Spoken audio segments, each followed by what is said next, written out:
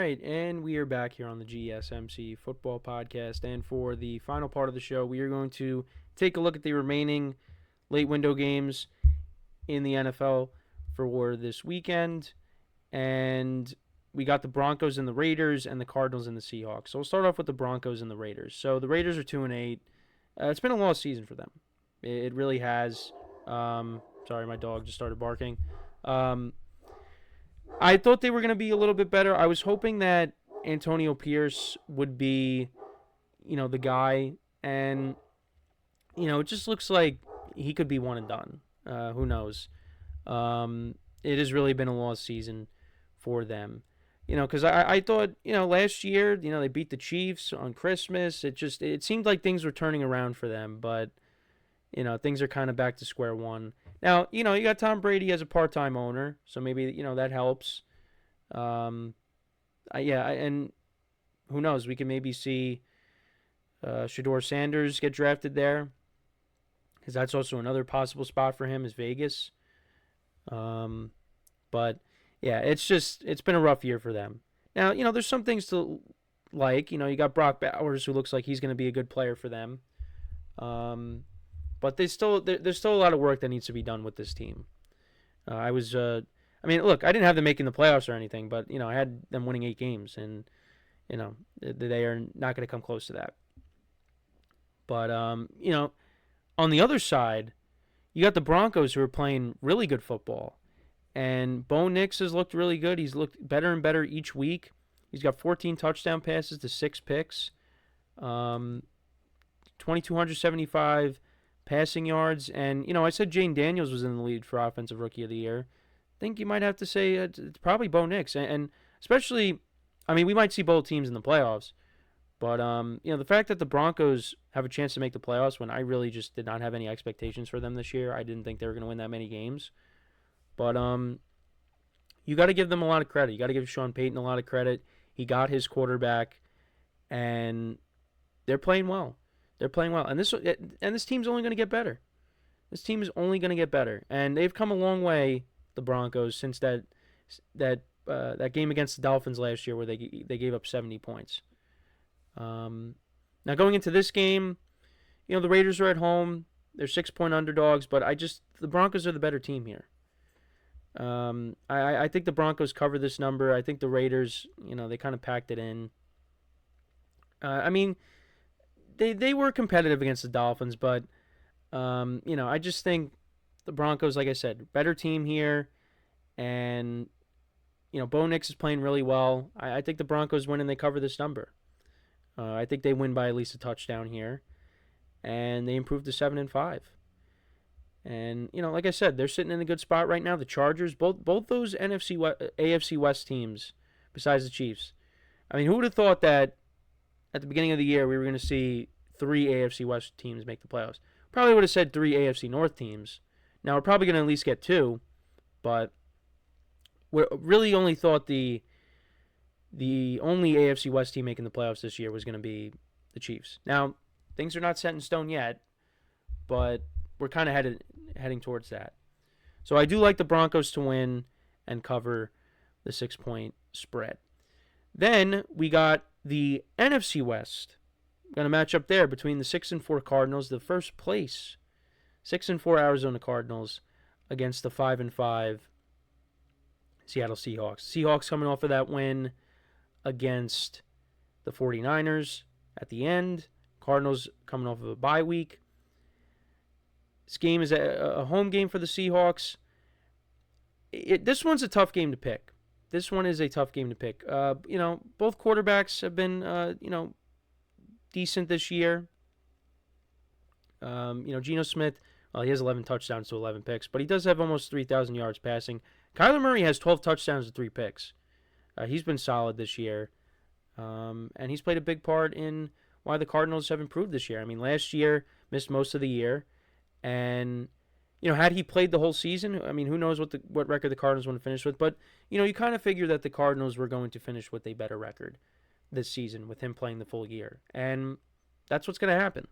And that right now they are in first place in the NFC West. Nobody really expected that. So you got to give him credit. Jonathan Gannon, he's another guy that could be up for Coach of the Year, depending on how the rest of the season plays out. The Seahawks right now are the underdog at home. I actually do like the Seahawks in this spot. I think these teams are going to split. I do think you'll have the Seahawks split, get the win at home, and then the Cardinals maybe get them when they play in Arizona later in the year. I've been impressed with what I've seen from Jackson Smith and Jigba, their second-year wide receiver. He's played on a bigger role. The Seahawks have two good running backs. The Cardinals have a good running back of their own in James Conner. The Seahawks defense last week, they played really well against the Niners. They made it hard on that offense. And I think here being at home, I feel like they're going to give Kyler Murray some problems. I feel like this is a game that Kyler Murray might not play as well. But we'll see. And, now my friends are talking about something, and I'm looking at this right now. And all right, so we got breaking news.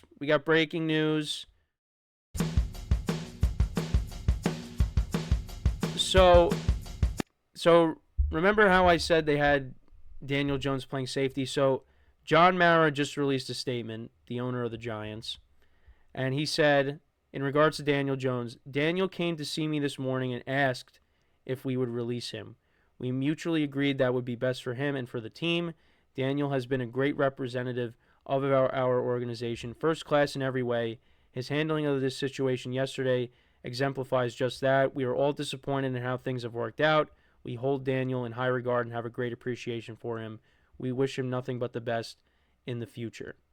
So there you have it, folks. Daniel Jones, not only did he get benched and made the fourth string, then got put, they had him playing safety. He is now released.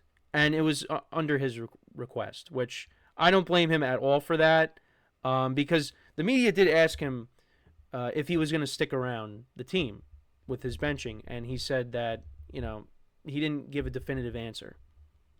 That he said he was still processing everything.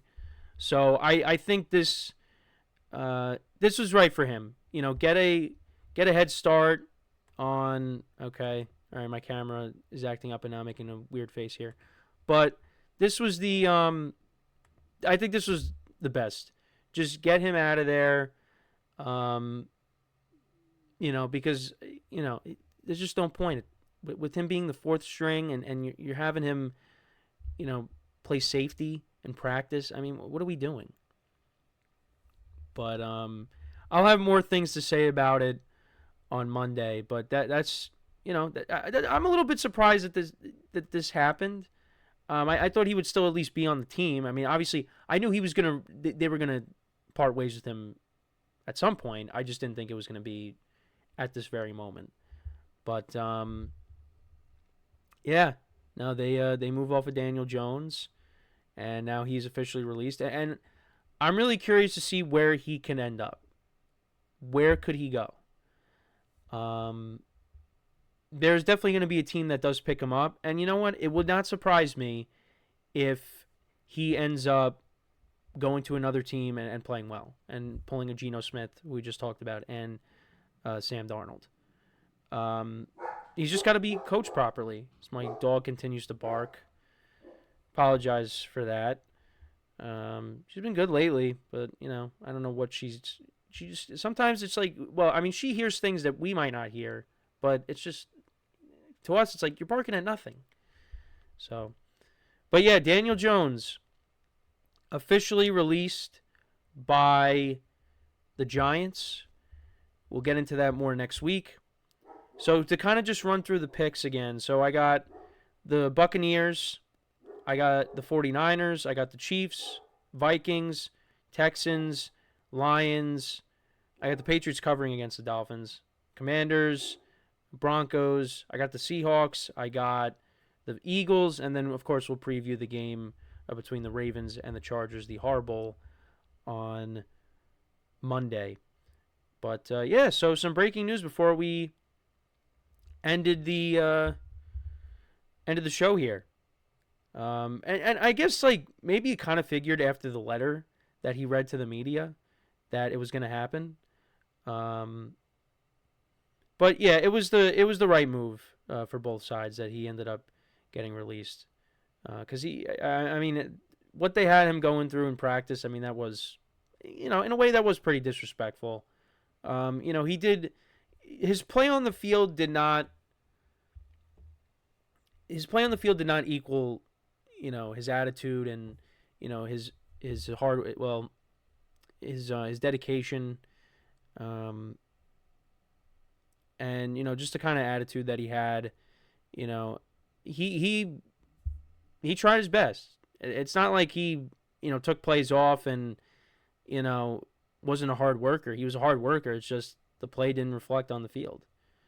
And believe me, I wanted it to work, but it just wasn't going to happen. So we'll see how the rest of the season plays out for the Giants. But yeah, it is kind of sad, how things ended. But it is what it is. So that is pretty much it for the show for today. Thank you guys for tuning in. Make sure to check out all the other shows as well. Leave a like, comment, and subscribe to the video. And as always, I'm your host, Kenneth Grunfelder, signing off from the GSMC Football Podcast, brought to you by the GSMC Sports Network. Have a good day. Enjoy the weekend. Enjoy the games. And I will talk to you guys on Monday. Take care.